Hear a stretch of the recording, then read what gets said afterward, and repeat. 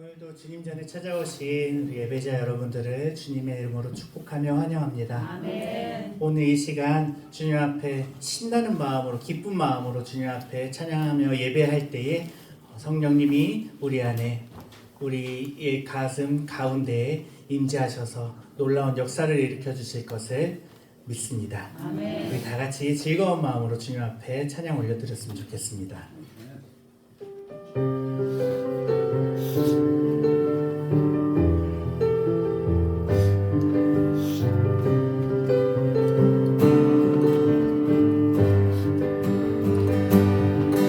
거룩하신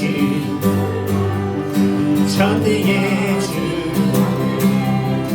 찬양받기 합당한 주 나의 평생 주님만을 사랑하며 따르리라. 다시 한번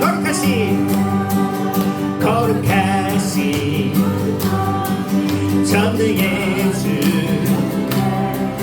찬양받기 합당한 주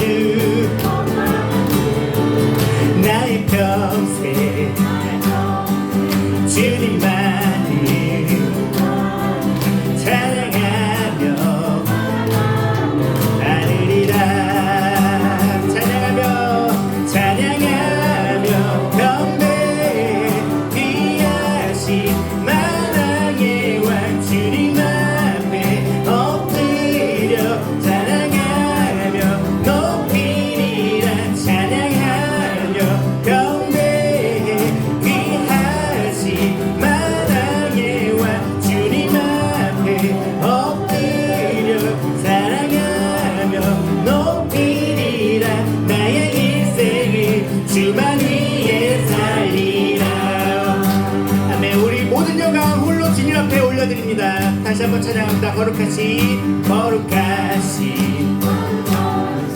전능의 주 찬양받기 합당한 주 나의 평생 주님만을 사랑하며 따르리라. 찬양하며 경배해 귀하신 만왕의 왕 앞에 엎드려 사랑하며 높이리라. 찬양하며 경배해 귀하신 만왕의 왕 주님 앞에 엎드려 사랑하며 높이리라. 나의 인생이 주만 위에 살리라. 나의 인생이 주만 위에 살리라. 다같이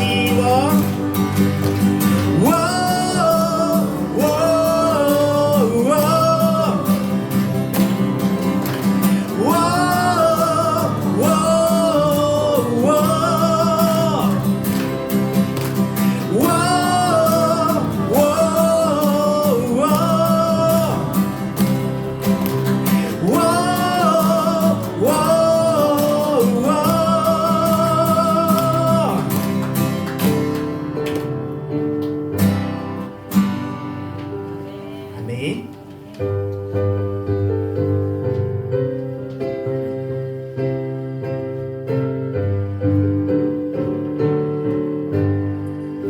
내가 느리지 않은 예수 나의 상처 입은 심령이 불쌍하게 여기사 위로하여 주시니 미쁘신 나의 좋은 친구. 내가 의지하는 예수 나의 사모하는 친구 나의 기복을 사귄다하여 주시니 미쁘신 나의 좋은 친구. 주의 손을 지하고 살된 나를 해할 자가 없도다.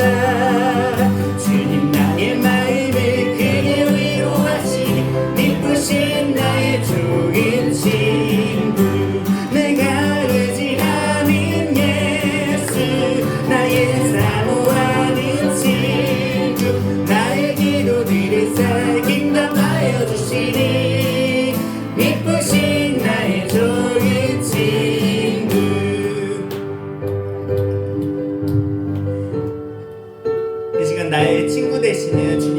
의지하며 주님을 찬양하기를 원합니다.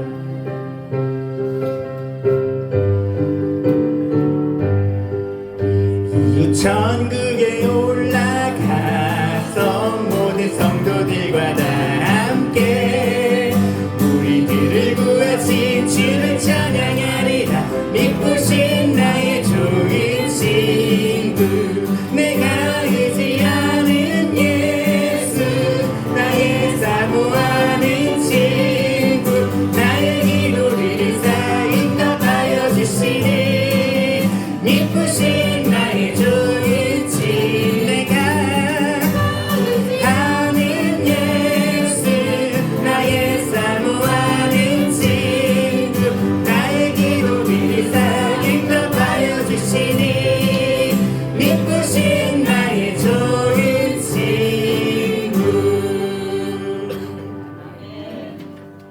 언제나 나의 친구 되시는 주님만을 의지하며 찬양합니다. 아멘.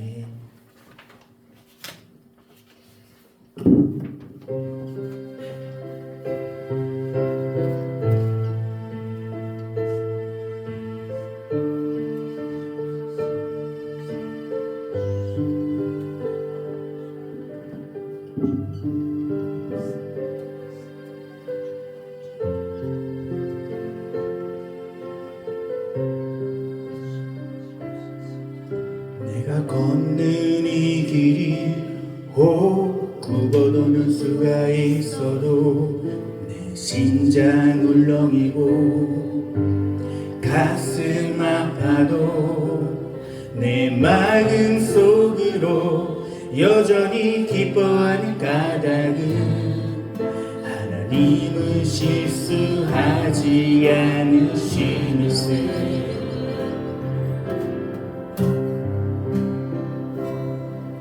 내가 세운 계획이 빗나갈지 모르며 나의 희망 덧없이 쓰러질 수 있지만 나 여전히 인도하시는 주님을 신뢰하는 까닭은 주께서 내가 가야 할 길이 잘 아시니세.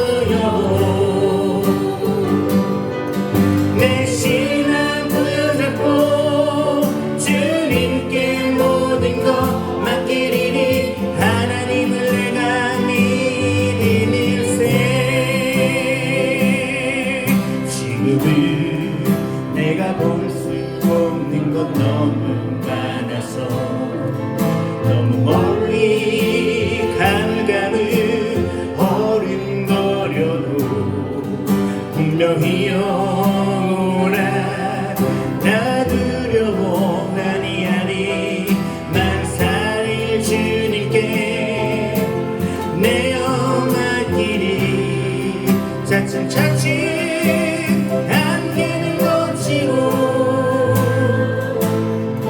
하나님 지으신 빛이 뚜렷이 보이리라. 가는 길이 온통 어둡게만 보여도 하나님은 실수하지 않으신다네. 다시 한번 고백하며 나갑니다. 내가 걷는 이 길이, 내가 걷는 이 길이 굽어도는 수가 있어도 심장 울렁이고 가슴 아파도 내 마음 속으로 여전히 기뻐하는 까닭은 하나님은 실수하지 않으신세.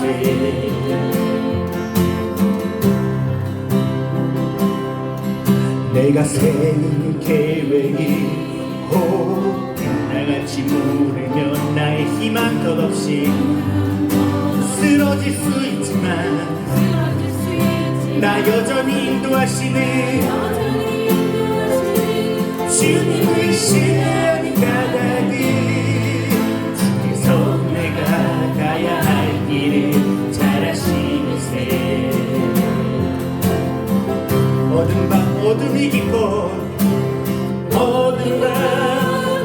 어둠에 깊은 날이 다시는 밝지 않을 것 같아 보여도 내 신앙 부여잡고 주님께 모든 것 맡기리니 하나님을 내가 믿음일세. 지금은 내가 볼 수 없는 건 너무 많아서 너무 멀리 가물가물 어른거려도 분명히 오라. 나 두려워 아니하리. 만사를 주님께 내어 맡기리. 차츰차츰 한계는 거치고 하나님 지으신 빛이 뚜렷이 보이리라. 가는 길이 온통 어둡게만 보여도 하나님은 실수하지 않으신다네. 차츰차츰 한계를 거치고 하나님 지으신 빛이 뚜렷이 보이리라.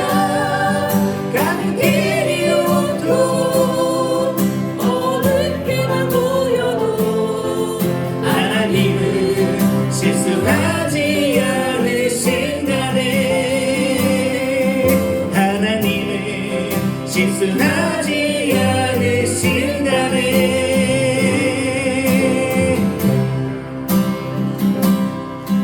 나의 길 오직 그가 아시나니. 나를 단련하신 후에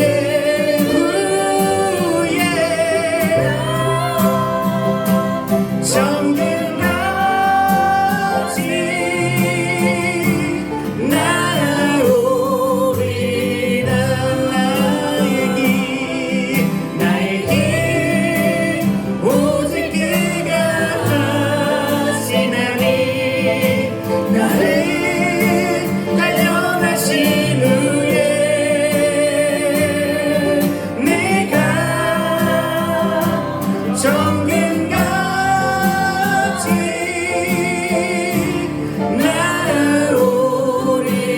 나오리라. 내가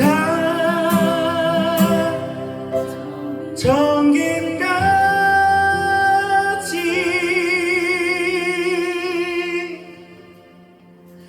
나오리라.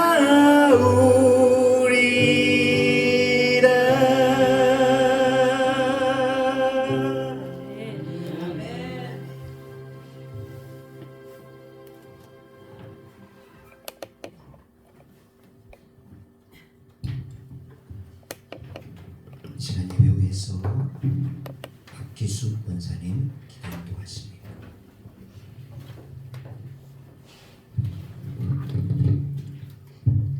사망 권세를 이기시고 부활하셔서 우리에게 영원한 생명을 주신 하나님 아버지를 찬양합니다. 어둠 속에서도 부활의 빛으로 찾아오셔서 우리를 불러주시고 예배의 자리로 인도하시니 감사합니다.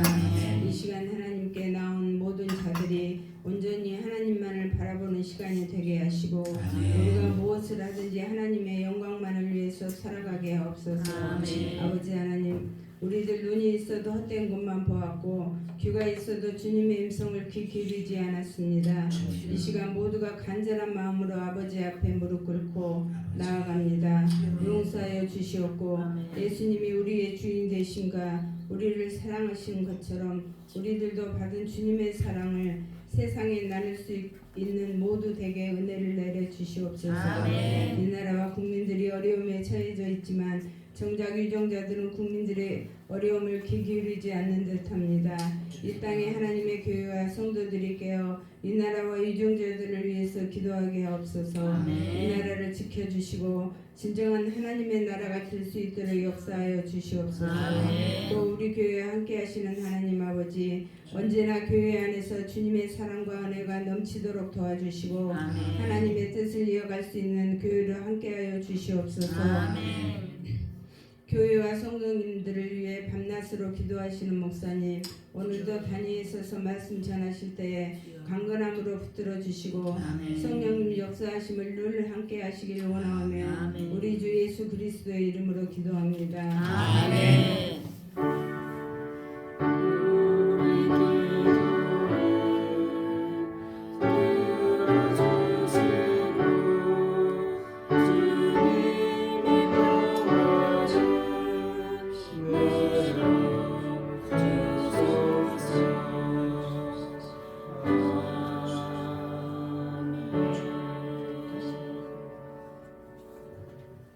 오늘 우리에게 주신 하나님의 말씀 사도행전 16장 11절에서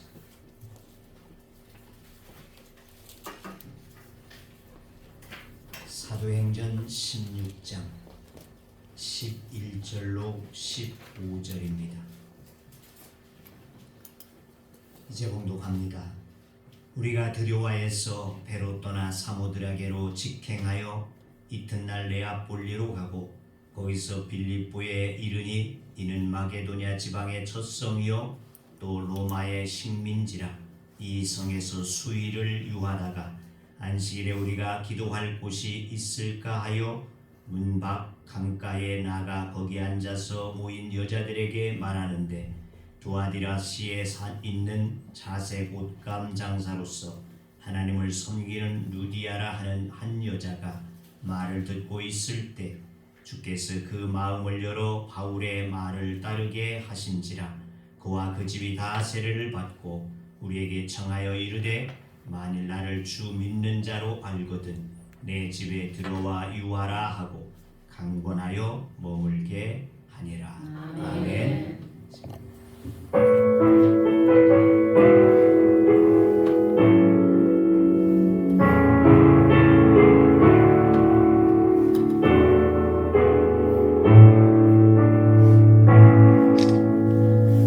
끝없을 것 같은 무거운 내 삶에 주님의 뜻이 어디 있을까?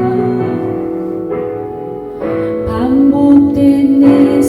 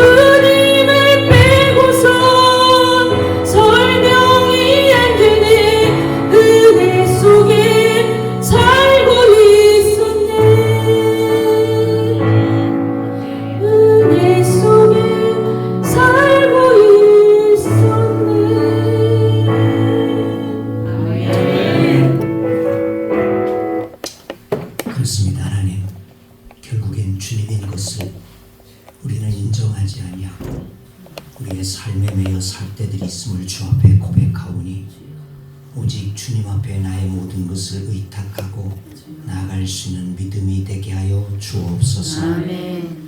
이 시간 주님 앞에 찬양한 우리 권사님에게도 주의 은혜가 날마다 머물게 되어짐을 깨닫게 하여 주셔서 주님으로 온전함을 입을 수 있게 하여 주시옵시고 주님 앞에 모든 것을 의탁하며 나가게 하여 주셔서 주님으로 복되고 행복한 삶이 되게 하여 주옵소서. 이 시간 주님 말씀을 의지합니다. 주께서 이 종을 세우셨사오니 하나님 말씀하게 하신 하나님께서 이 종을 사로잡아 주시옵시고 성령이 우리 가운데 임재하여 주셔서 우리에게 온전히 주의 말씀으로 감화하고 감동되는 이 시간 되게 하여 주옵소서. 예수님의 이름으로 기도하옵나이다. 아멘. 할렐루야. 전도합시다.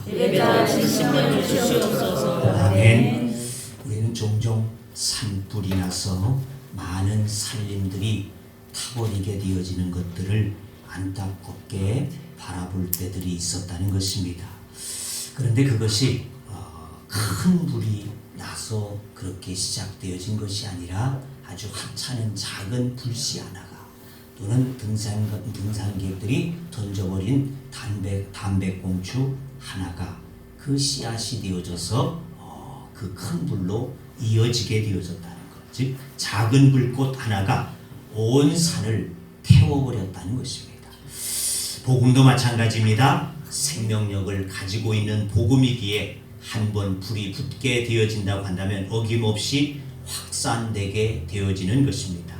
한 사람 예수를 믿게 되어지면 그 가족이, 그 가정이, 그 집안이 또한 나아가서 그 마을이, 그 나라가 하나님 앞에 복음으로 확산되어지는 역사가 있게 되는 줄로 믿습니다. 아멘. 우리는 이 사도행전을 통해서 이런 복음의 확산을 지켜보고 있다고 하는 것입니다. 자, 아시아에서 유럽으로 복음의 불씨가 옮겨 타오르기 시작했다고 하는 것이 오늘 본문의 말씀이 되어진다는 것입니다. 근데 이 거대한 유럽의 복음의 불씨는 바로 누디아라고 하는 작은 한 여인, 평범한 여인의 가슴에 점화가 되어짐으로 말미암아 시작이 되어졌다. 작은 불씨가 산을 태워내는 것과 마찬가지로 이 누디아라고 하는 한 여인을 통해서 유럽에 불이 붙기 시작을 했다는 것입니다. 제2차 전도 여행을 시작한 바울의 일행은 아시아 지역에서 큰 성공을 거두게 되어졌지 않습니까? 그래서 바울은 아시아 지역에서 예수 그리스도의 복음이 더 왕성하게 전해질 수 있기를 위해서 2차 전도 여행을 시작하게 되어졌다는 것입니다. 그런데 삼위일체 하나님께서는 바울이 아시아 지역에서의 복음 전도를 원치 않았다는 것이죠. 더 이상의 복음이 전해지지 않기를 원했다는 것입니다. 이러한 상황에서 바울은 하나님의 뜻과는 무관하게 자신의 이성과 판단을 앞세워서 나는 이 아시아에 복음이 더 왕성했어야 되겠다. 이리구는 고집을 피우고 거기에서 사역을 계속 진행할 수도 있었겠지요. 내 생각이니까 여기 더 확실해야지 돼. 이렇게 생각하고 할 수도 있다는 것입니다. 근데 바울은 결코 그렇게 하지 않았다는 것이죠. 하나님의 뜻에 온전히 순종하고 맡겼다 하는 것을 오늘 본문은 우리에게 말씀해 주고 있습니다. 자, 바울은 루스드라에서 디모데를 동역자로 삼은 후에 1차 전도 여행 때에 방문했던 성읍들을 방문하면서 그들의 믿음을 돋구어 주도록 한번 1차적으로 복음을 지나갔을 뿐이니까 그들이 복음을 잘 받아들이고 또 그것을 잘 자라가고 있는가 확인도 하고 또 독려해 주어서 열심히 잘 믿음의 생활을 할 수 있도록 하기 위해서 서쪽으로 나아가려고 했다는 것입니다. 그런데 그 길을 막혔다는 것이죠. 성령께서 강하게 막게 되어짐으로 그 길로 갈 수 없게 되어졌다는 것입니다. 그래서 하는 수 없이 그러면 위쪽으로 가자. 그래서 위쪽으로 방향을 틀어서 부르기아와 갈라디아 지역을 통해서 비두니아로 가서 복음을 전하려고 이렇게 계획을 세웠지만 역시 이것도 성령께서는 허락하지 아니했다는 것입니다.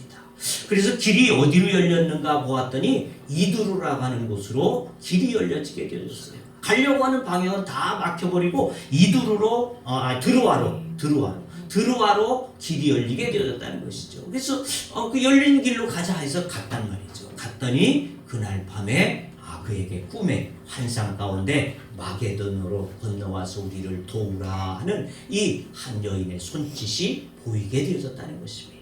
그래서 바울은 그의 일행은 그것이 하나님의 뜻으로 인정을 하고 조금도 지체하지 아니하고 마게도니아 지역으로 떠나려는 시도를 한다는 것입니다. 이거는 굉장한 것입니다. 왜? 아시아에서 유럽으로 넘어가게 되어지는 이와 같은 것이 되어지니까 굉장한 일이지 아니할 수 없다는 것이죠. 자, 그래 봅시다. 본문 10절에 보면은 바울이 그 환상을 보았을 때 우리가 곧 마게도니아로 떠나기를 힘쓰니 곧 그랬어요. 곧 그가 꿈을 꾸고 나서 곧 마게도냐로 떠나기를 힘썼다. 그러니까 바울 자신이 보았던 환상이 하나님의 뜻임을 깨닫는 순간 지체할 수 없었다는 것입니다. 바로 일어났다는 것이죠.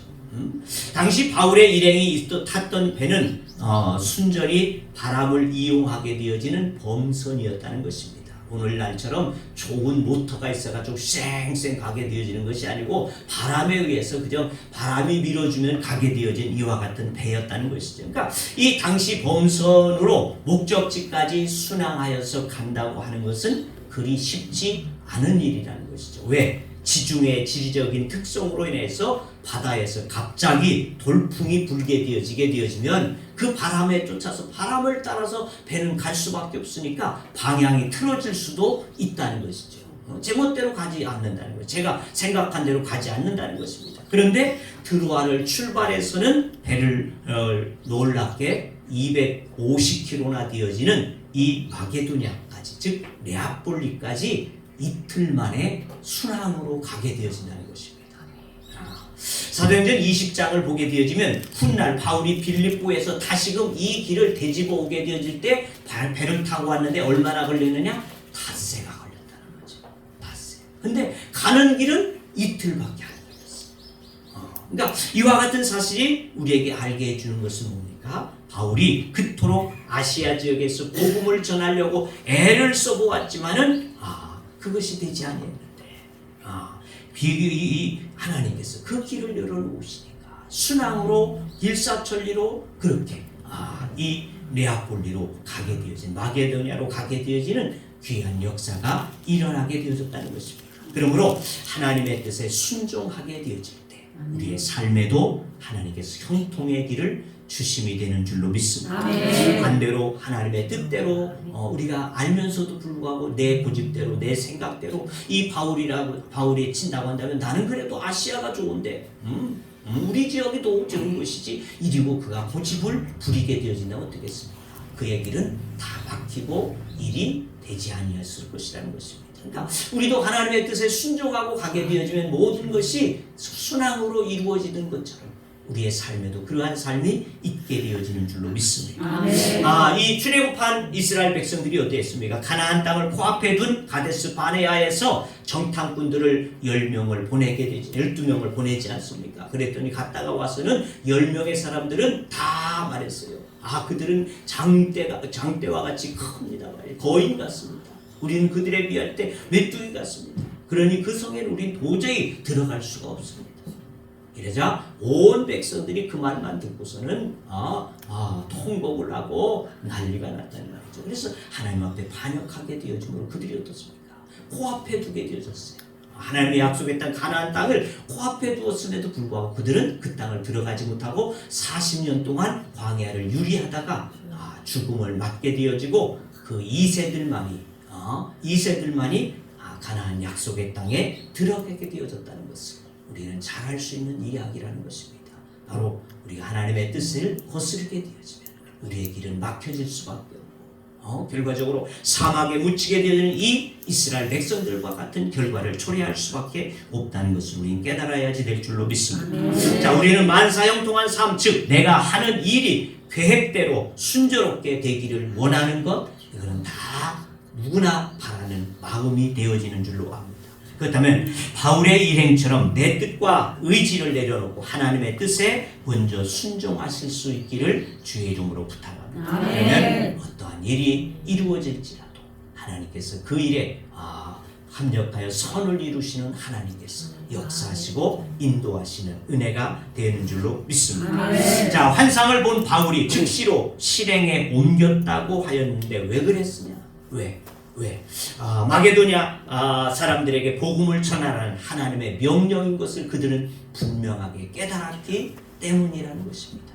비록 꿈속에서 그에게 환상으로 부르고 있는 그 손짓이었지만 우리의 길을 다 막으시더니 나에게 환상을 보이신 것은 하나님께서 저 지역에 가서 복음을 전하라고 하신 하나님의 뜻이로란 말이죠. 이렇게 그는 분명하게 깨달았기 때문에 그대로 저는 실행에 옮기게 되어질 수밖에 없었다는 것입니다. 자, 그런데 솔직히 사람들이 인정한다고 해서 모두가 다 실행하게 되어지는 것은 아니라는 것이죠. 사람들은 자신이 인정하는 것을 실행하는 것보다는 인정은 하지 마. 그래 이렇게 인정은 잘해. 그런데 실행으로 옮기지 않는 경우가 더 많다는 것입니다. 더 많아요. 우리가 하나님의 말씀을 알고 있어요. 우리의 말씀을 들을 때 그렇구나, 그래야 되겠구나. 그런데 실행으로 옮기지 못한다. 기도하라고 하셨구나. 쉬지 말고 기도해라고 했구나. 근데 쉬지 말고 기도가 안 된다는 얘기죠. 마음으로는 알고 있어. 근데 실행으로 옮긴다는 것은 그렇게 많지 않다는 것입니다. 언제나 기도합니까? 어떤 일이 코앞에 닥쳐와야지. 그제서 아이고 하나님 이제 내가요 잘못했어요. 기도할게요. 이러고서 그때 잠깐 또 기도하고 또 그만 잃어버리는 것이 우리의 모습이라는 것입니다. 자, 그런데 바울은 자신이 보았던 환상을 하나님의 명령이라고 자기의 머리와 이성으로 인정하고 고백하는 것만으로 그치지 아니하고 바울은 자신이 이성으로 인정한 것을 자기 일행과 함께 지체 없이 곧 그렇게 됐죠. 즉각 실행에 옮겼다는 것입니다. 믿음은 마음으로 인정하고 입으로 고백하는 것을 우리는 몸으로 삶으로 순종으로 나타내야 되는 것이라는 것입니다. 이게 믿음인 거예요. 우리말에 구슬이 서말이라도 꿰어야지 보배가 된다 그랬습니다. 그렇습니다. 믿음은 하나님의 말씀이라고 인정하고 그치는 것이 아니라는 것이죠. 믿음은 하나님의 말씀이라고 인정한 것을 자기의 몸으로 삶으로 실행하는 것이 바로 믿음이라는 것입니다.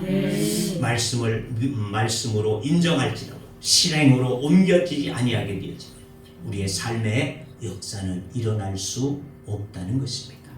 그렇지만 하나님의 말씀을 인정하는 대로 실행하면 우리의 삶에 놀라운 일들이 반드시 있게 될 줄로 믿습니다. 왜냐하면 하나님은 이 땅을 창조하실 때도 말씀으로 창조하셨다는 것입니다. 그러니까 우리가 말씀을 듣고 그 말씀을 실행에 옮겨놓게 되어지면 창조의 하나님께서 아무것도 없는 이 땅에 창조하실 때 말씀으로 창조하신 그 하나님께서 반드시 나에게 말씀으로 주셨습니다. 내 마음이 부닥친 것은 나에게 주신 말씀이잖아요. 레마의 말씀이에요.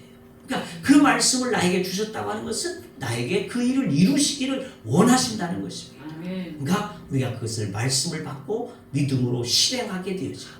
하나님께서는 반드시 창조의 하나님이 우리의 삶에 그 일을 이루시는 역사를 주심이 되는 줄로 믿습니다. 자, 그러므로 바울의 일행들처럼 우리도 믿음으로 인정하고 또 그대로 우리의 삶으로 살아들여서 우리를 통해서 하나님의 놀라운 역사들이 날마다 일어날 수 있기를 주의 이름으로 축원합니다. 12절의 말씀을 봅시다. 12절에 보니까 거기서 빌립보에 이르니 이는 마게도냐 지방의 첫 성이요 또 노마의 식민지라 이 성에서 수일을 유하다가 이 12절을 우리가 보게 되니까 하나님의 크신 경륜 안에서 바울의 일행은 소아시아를 떠나서 유럽으로 건너가게 되어지고 마게도냐 지역의 첫 성인 이 빌립보에 이르게 되어졌다. 이 성읍 도시였습니다. 여기는. 자, 그런데 본문은 이 빌립보 성의 두 가지로 이야기하고 있어요. 두 번. 이 빌립보는 어떤 성이다라고 말하고 있는데 하나는 마게도냐의 지방의 첫 성이다 이렇게 말했어. 여기서 첫성이라고 하는 것은 어순에 의하면 첫 번째다, 제일이다 이런 뜻을 가지고 있습니다. 그러면 이 빌립보가 그럼 이 마게도니아 지역에서 최고의 큰 성이었더냐? 이것을 말하는 것이 아니고, 그것이 아니라 마게도니아에서 가장 큰 성은 바로 수도였던 데살로니카가 바로 가장 큰 도시였다는 것이죠. 그러니까 이 빌립보는 그 다음에 순으로 들어가고 있습니다. 근데 여기 첫성이다 한 것은 무슨 말일까? 바로 바울이 이제 마게도니아 지역에 복음을 전하게 되겠는데 빌립보에서 그 시작이 되어졌다. 그런 뜻이 되어진다는 것이죠. 그러니까 이어서 바울은 데살로니카, 아덴, 고린도로 이 빌립보를 해서 이렇게 데살로니카, 아덴, 고린도 이렇게 복음을 넓혀가게 되어졌다는 것입니다. 그러니까 무엇보다 바울은 이 첫성 빌립보의 교회를 세우는 것은 1차 전도 여행 때와는 전혀 다를 수 있었다는 것입니다. 왜입니까? 아시아가 아니고 여기는 유럽이라는 것입니다. 그러니까 이제까지의 그 문화라든지 철학이라든지 또는 뭐 생활이라든지 풍속이라든지 또는 세계관이라든지 이 모든 것들이 다를 수 있다는 것이죠. 다를 수 있다. 그러므로 첫 성인 빌립보에서부터 복음이 어떻게 전파되느냐. 이것은 매우 중요하지 아니할 수 없다는 것이죠. 그러니까 어떻게 선교가 이루어지느냐. 이거 굉장히 중요했다는 것입니다. 그러니까 출발부터 잘 되어야지만이 계속해서 성공적으로 이룰 수 있기 때문에 그래서 누가는 빌립보를 첫성이라 이렇게 강조하고 있다는 것이죠. 강조하고 있다. 두 번째로 이 빌립보는 로마의 식민지다라고 12절 보면 그렇게 말하고 있어요. 그러니까 이 로마의 식민지 되어진 땅이 바로 이 빌립보였는데, 왜냐하면 로마 황제 옥타비아누스라고 하는 자가 빌립보 지역의 한 계곡에서 승전을 하게 돼요. 전쟁에서 싸워서 이기게 되어집니다. 그러므로 이 빌립보 지역을 재편하게 되었어요. 노마화 재편했다는 것이죠. 노마화했다는 것이죠. 그래서 그 도시의 시민들에게는 특혜도 주었습니다. 각종 세금, 곡물과 모든 또는 형벌로부터의 면제를 받을 수 있는 특혜도 주게 되어지고, 억울한 일을 당하게 되어진 황제 앞에 직접적으로 호소할 수 있는 이와 같은 특권도 주게 되어지고, 그리고 로마에 퇴역하게 되어진 장성들을 그 지역에 농장을 주어서는 거기에서 살게끔 하게 되어졌다는 것입니다. 그러니까 이 빌립보 지역은 작은 로마였다는 거예요. 작은 로마. 그러니까 당시 사람들은 빌립보를 로마의 축소판 도시다 이렇게도 하고, 21절을 보게 되면 자기들을 가리켜서 스스로 자기들도 로마 사람이다 이렇게 저들을 말하고 있다는 것입니다. 한마디로 빌립보는 마게도니아 지역에서 화려하고 웅장하게 되어진 도시였다는 것입니다. 또한 이는 마게도니아 지방의 첫성이요 또 로마의 식민지라고 하는 말을 한 것은 로마에 대한 바울의 애증이 있지 않습니까? 나는 언젠간 반드시 저 큰 도시 로마에 가서 복음을 전하리라 하는 이 애증을 가지고 있었는데, 작은 로마를 만나게 되어졌으니까 그는 기쁘지 아니할 수 없었다는 것입니다. 이러한 표현에서 이 성을 첫성이라 이렇게 표현해 주고 있다는 것입니다. 자, 바울은 빌립보에 와서 무엇을 했더냐? 13절 말씀 봅시다. 13절에 그와 같더니 안식일에 우리가 기도할 곳이 있을까 하여 문 밖 강가에 나가 거기에 앉아서 모인 여자들에게 말하는데. 바울은 그 땅에 와서 안식일이 돌아오게 되어지자 기도처를 찾아서 성문 밖으로 나가게 되어졌다는 것입니다. 자, 본문에 기도할 곳이라고 번역되어진 헬라어는 두 가지의 의미를 찾아볼 수 있습니다. 하나는 유대인의 회당이 없는 곳에서 유대인들은 기도하러 모이는 기도처가 있었기 때문에 그 기도처를 찾으러 갔다 이런 말이 되어지고, 또 하나는 유대인들과 상관없이 단순히 기도하기 위해서 적합한 장소를 찾아갔다 이런 뜻도 되어진다는 것입니다. 자, 여기서 우리는 몇 가지를 생각할 수 있는데, 유대인들은 철저하게 안식일을 지킨다 하는 것입니다. 안식일을 지킨다. 비록 회당이 없을지라도 한적한 곳에 모여서 저들은 반드시 안식일을 지켰다는 것입니다. 그러니까 유대인들은 10가족이 모이게 되면 어느 지역이든지 10가족만 모이게 되어지면 회당을 건립했습니다. 회당을 만들었어요. 그리고는 회당 중심에서 살아가게 되어졌다는 것입니다. 그러니까 안식일을 지켜야지만이 유대인이라는 것입니다. 그래서 유대인들의 신앙은 두 마디로 요약해서 생각할 수 있습니다. 그들은 안식일 중심, 또 하나는 회당 중심, 성전 중심이에요. 안식일 중심으로 살고 회당 중심으로 살아가는 것. 이것이 바로 유대인들이라는 것입니다. 그러니까 안식일을 안 지키는 사람은 유대인이 아니라는 겁니다. 이방인일 뿐이라는 것이죠. 그들은 철저하게 어떠한 일이 있을지라도 어떤 손해를 지불할지라도 안식일을 지켰다는 겁니다. 네. 어떤 핍박을 겪으면서도 또 생명보다도 더 소중하게 여기는 것이 바로 안식일이었다는 겁니다. 안식일은 철저하게 회당에 나가야지 하고 그리고 쉬어야지만 했다는 것. 그것이 안식일이었다는 것이죠. 아무것도 하지 않냐고 그냥 쉬게 되어지는 예배만 드리고 그리고는 쉬게 되어지는 것. 이것이 바로 유대인들의 안식일이라는 것이죠. 그러니까 자신이 있던 곳에서 그대로 머물러서는 안식일이 될 수 없다는 것입니다. 이게 중요한 거예요. 자기들의 집에서 안식일을 지키는 경우는 결코 없다는 것이죠. 여기에 회당이 없었기 때문에 어딘가 한적한 곳, 물가든지 강가든지 뭐 좌우간 산 기슭이든지 불속이든지 어디든지 좌우간 한적한 곳, 그들만이 모일 수 있는 한 사람이든 두 사람이든 그 시간엔 거기에 모여서 예배했다는 것입니다. 이게 바로 이 유대주의적인 안식일이에요. 근데 이렇게 우리가 코로나 때 겪어보지 않았습니까? 실감했어요. 우리 실감했을 겁니다. 코로나 때 주일도 예배를 드리지 마라 이러니까 어떻게 했어요?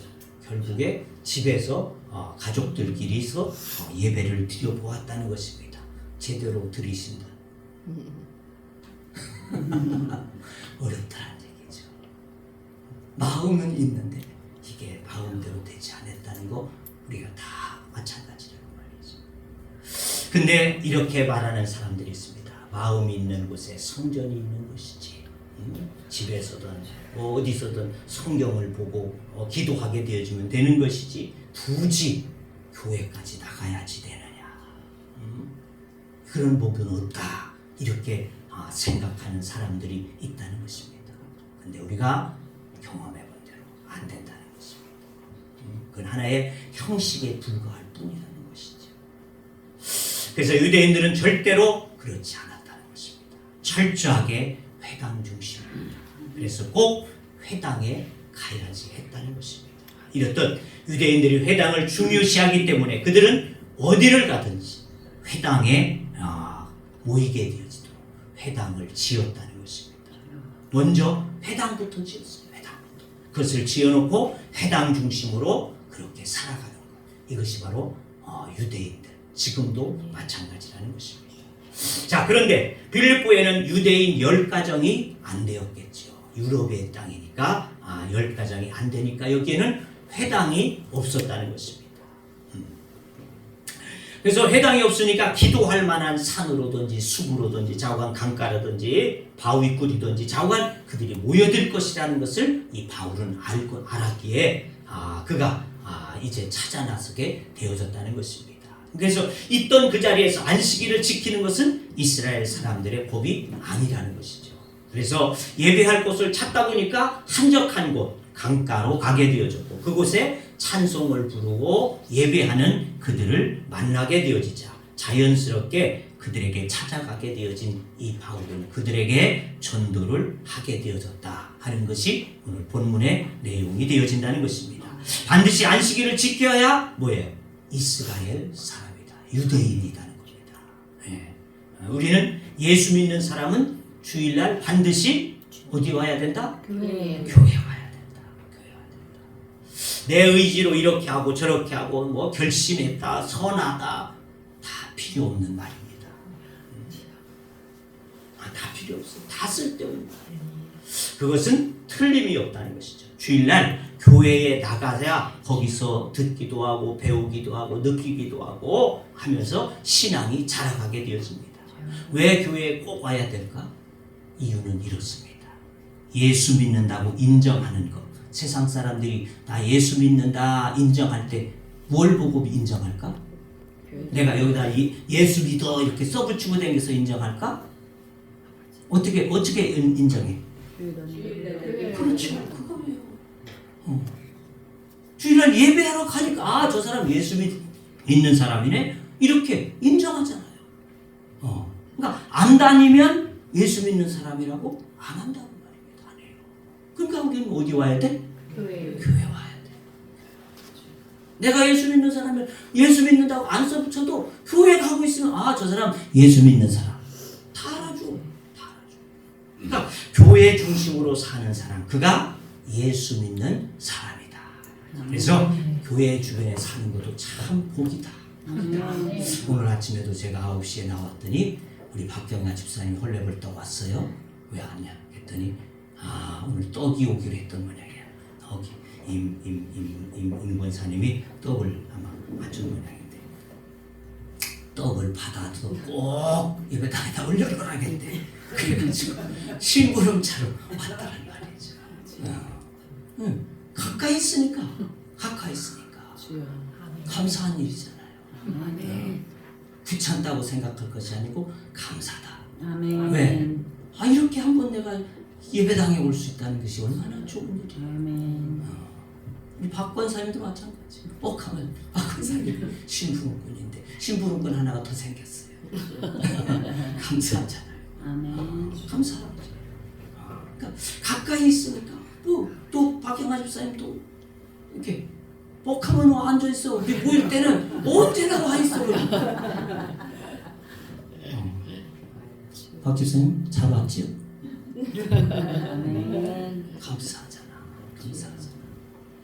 그냥 지나가다가도 문 열려 있으면 들어와서 교제하고 나는 맛있는 거 있으면 먹어주고 얼마나 좋아요. 그러니까 이게 교회를 중심으로 살아가는 거예요. 이게 바로 신앙입니다. 자, 그동안 바울은 전도 여행을 하면서 어느 도시에 가든지 간에 그 도시에 유대인 회당을 찾아가서 전도의 거점으로 삼았다는 것입니다. 유대인 회당은 유대인들뿐만 아니라 유대교로 개종하게 되어진 사람들도 거기에 쉽게 만날 수 있는 장소가 바로 이 회당이라는 것이죠. 그런데 이 빌립보에는 회당이 없었기에 기도할 곳을 찾아서 강가로 나가게 되어지고 마침 거기에 여인들을 만나게 되어졌고 그래서 바울이 시내가에 모여있는 여인들에게 말을 했다는 것입니다. 즉 말을 했다는 것은 전도했다는 것이죠. 이 말했다는 것은 미완료 과거형으로서 바울은 복음을 그냥 간단하게 한마디로 예수 믿으세요 이렇게 얘기한 것이 아니고 아주 오랜 시간 동안 계속해서 말을 했다 이런 뜻이 되어진다는 것이죠. 그러니까 아마 그 바울이 그들을 만나자마자 예수님의 탄생에서부터 시작해서 고난을 받으시고 또 십자가에 죽으시고 그리고 죽은 자 가운데 다시 살아나시고 이 모든 과정을 낱낱이 아마 전하지 않았을까 한다는 것입니다. 이 말했다는 것은 그렇게 오래게 말했다, 오래도록 말했다는 뜻을 가지고 있다는 것이죠. 자, 14절도 봅시다. 14절 보니까 두아디라시에 있는 자색 옷감 장사로서 하나님을 섬기는 누디아라 한 여자가 말을 듣고 있을 때 주께서 그 마음을 열어 바울의 말을 따르게 하신지라. 본문에 듣는다라고 하는 말이 또 나오고 있는데 여기 듣는다. 이 누디아가 말을 들었어요. 이것도 역시 동사도 미완료형 과거가 되어진다는 것이죠. 그래서 이것은 누디아가 바울에 전하는 말을 내용을 계속해서 잘 들었다는 겁니다. 바울은 오래도록 말해주었고 누디아라고 하는 여인들이 많이 있었지만 그 여인들 중에서 누디아라고 하는 여인만이 그것을 아주 심호 있게 받아들이고 있었다. 그런 말이죠. 그 말을 끝까지 잘 받아들였다는 것입니다. 오늘 본문의 이 누디아는 이 여인을 몇 가지로 또한 소개합니다. 누디아는 어떤 자냐? 첫째, 그녀가 누디아 시에 있는 자색 옷감 장사다 이랬어요. 여기서 두아디라 시라고 하는 건 요한계시록에 7교회가 나오는 교회 중에 두아디라 교회가 있지 않습니까? 그 바로 두아디라 교회가 있는 교회가 있는 지역. 그래서 거기 그 누아디아라고 하는 곳에서는 그 염료 생산을 했다는 것이죠. 아주 염료가 발달되어진 도시였다는 것입니다. 그래서 당시에 이 자주색 옷감을 아무나 입는 것이 아니었다는 것입니다.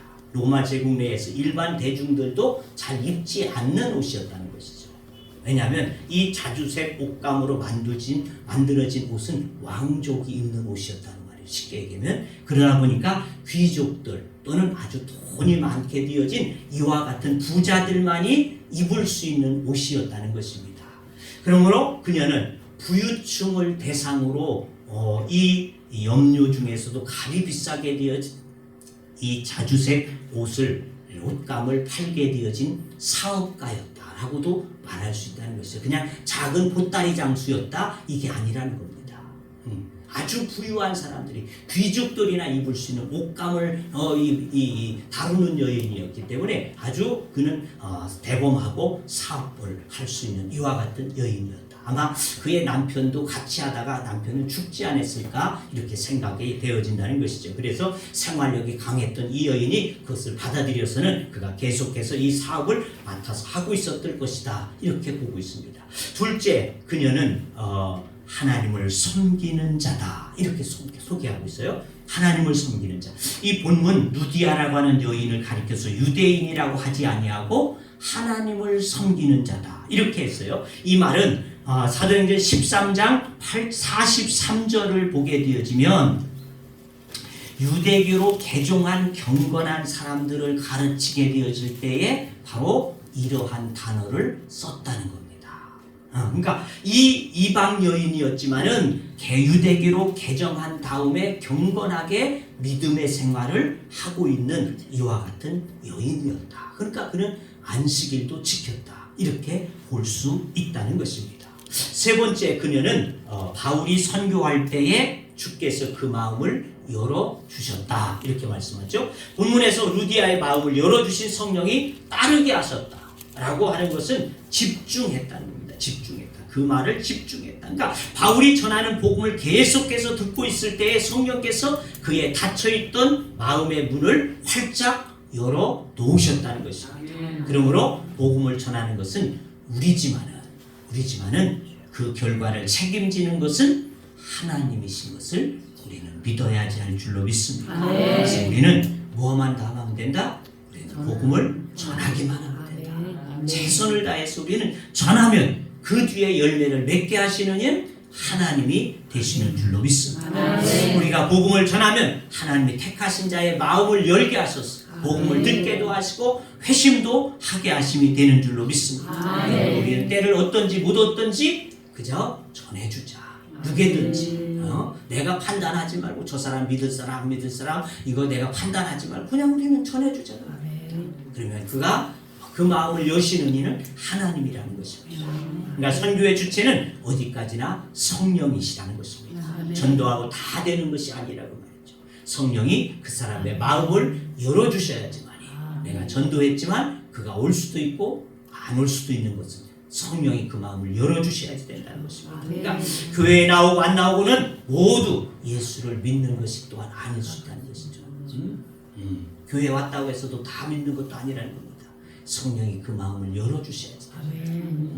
여러분의 마음이 성령 안에서 이 시간도 활짝 열려질 수 있기를 주의 이름으로 축원합니다. 말씀을 들을 때마다 주여 내 마음의 말씀이 확 들어와서 내가 귀 열리고 마음이 열려져서 그 말씀대로 살게 하옵소서. 기도할 수 있기를 주의 이름으로 축원합니다. 바울이 애초에 2차 전도여행을 다시 시작하려고 했던 것은 1차 전도여행 때 방문했던 그 도시를 재방문하기 위함이라는 것이었다 하시죠. 그렇지만 2차 전도여행을 앞두고 자신의 후원자여 동역자였던 바나바와 결별을 하게 되어지는 이와 같은 어려움이 시작되어지고 이 2차 전도여행의 대상지를 급히 변경도 하게 되어졌다는 것이죠. 그러니까 이 2차 전도 여행은 조금 처음부터 삐그덕삐그덕 했다는 것입니다. 삐그덕삐그덕 하지만 그것이 바로 하나님의 뜻이 되어졌다는 것을 우리는 알 수 있다는 것입니다. 자, 그리고는 아시아 지역에 아무리 하려 했던 바울의 일정을 성령께서는 막으셨다는 것이죠. 그리고는 유럽으로 그들을 옮기시기 위해 하신 하나님의 뜻이다. 그러니까 하나님께서 옮겨 붙이셨다는 것이죠. 옮겨 붙이셨다. 그러니까 수리 안디옥에서 빌립보까지는 거리가 얼마큼 되느냐? 약 2,000km 정도 된다고 합니다. 그러니까 어마어마한 거리죠.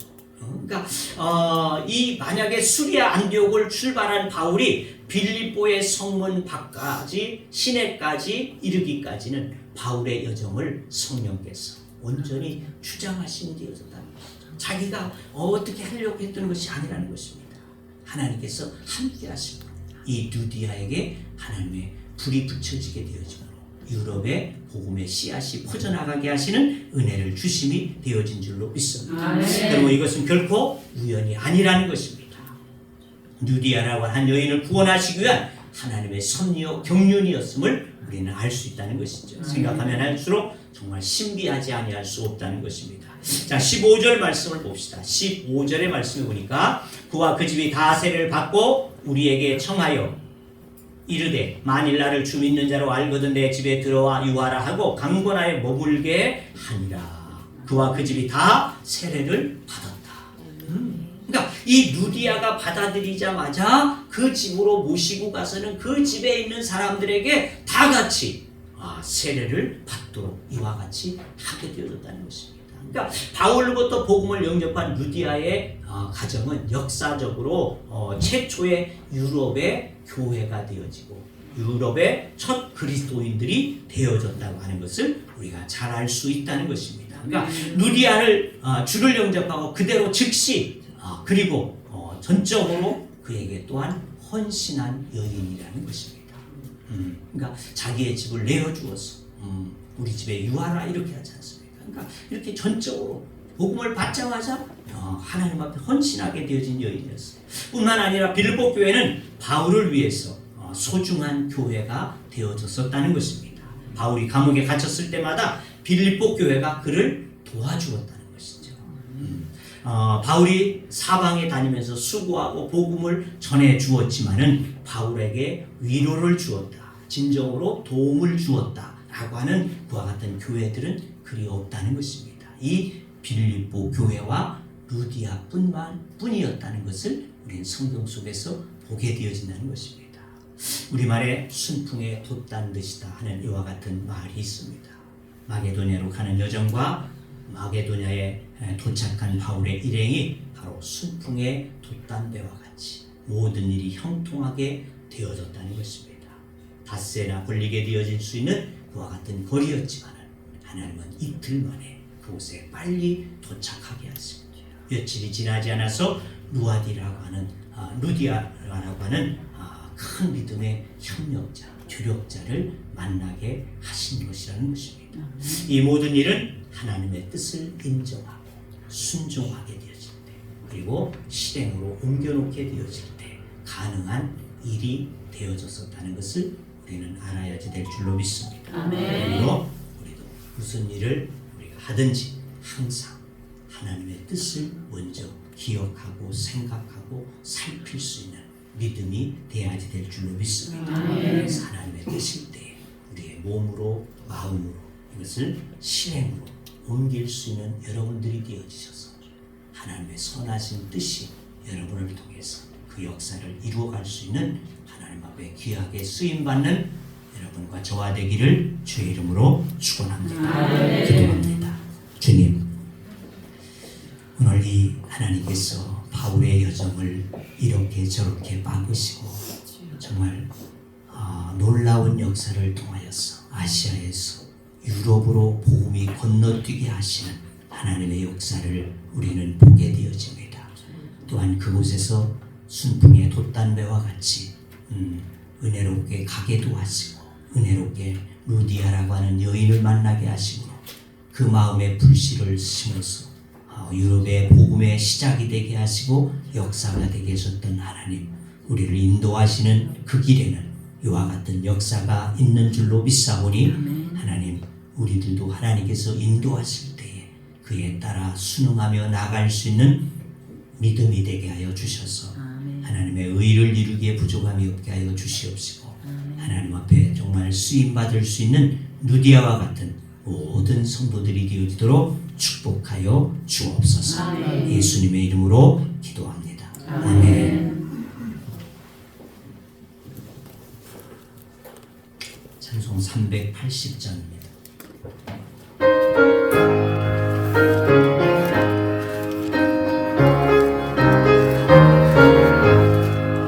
나의 생명 되신 주 주님 앞에 나아갑니다. 주의 인도열로 정죄하사 닦아주소서. 날마다 주를 찬송하겠네. 주의 사랑 들려서 나를 보게 잡아내소서. 이곳 세상 지을 때 나를 인도하여 주소서. 주를 믿고 나가면 나의 길을 잃지 않겠네. 날마다 주를 찬송하겠네. 주의 사랑 들어서 나를 굳게 잡아내소서. 세상 살아갈 때에 주를 더욱 사랑합니다. 밝고 빛난 천국에 나의 영혼 들어가겠네. 날마다 주를 찬송하겠네. 주의 사랑 들러서 나를 굳게 잡아내소서. 아멘.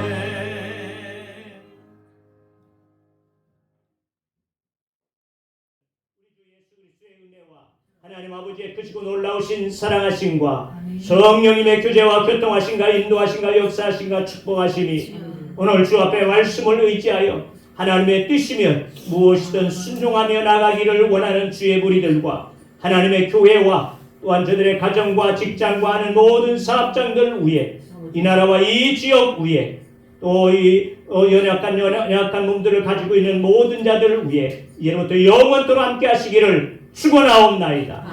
아멘.